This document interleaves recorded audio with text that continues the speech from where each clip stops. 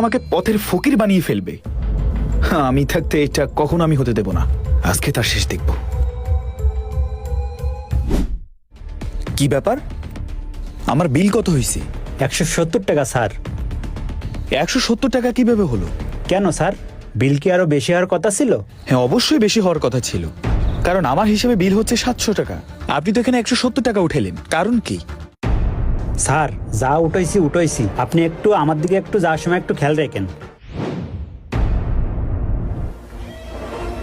ঠিক আছে, আমি বুঝতে পেরেছি। তাহলে শোনো, আমিও কিন্তু প্রত্যেকদিন এই রেস্টুরেন্টে খেতে আসবো। তাহলে তুমিও কিন্তু প্রত্যেকদিন আমার দিকে খেয়াল রাখবা। কি, পারবা না?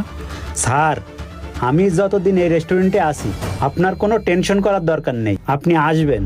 এই যে দেখেছেন না স্যার, আপনার বিল হয়েছে কিন্তু 700 টাকা, আমি কমায়ে 170 টাকা রাখিছি। যাওয়ার সময় কিছু টাকা আমারে দিয়ে যায়েন। বাহ, তুমি তো দেখি ইন্টেলিজেন্ট একটা ওয়েটার, আমার পছন্দ হয়েছে। কিন্তু তোমার কাছে আমার একটা প্রশ্ন, তুমি যে দৈনন্দিন তোমার মালিককে ঠকাচ্ছ, আর এতে করে তোমার মালিক যদি দেখে ফেলে, প্রবলেম হবে না? আরে দূর, প্রবলেম হলেও কি আর না হলেও কি।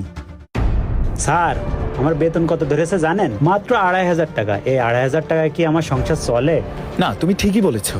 2500 টাকায় তো এই যুগে সংসার চলে না, অনেক কষ্ট হয়ে যায়। তবে তোমার জন্য একটা অফার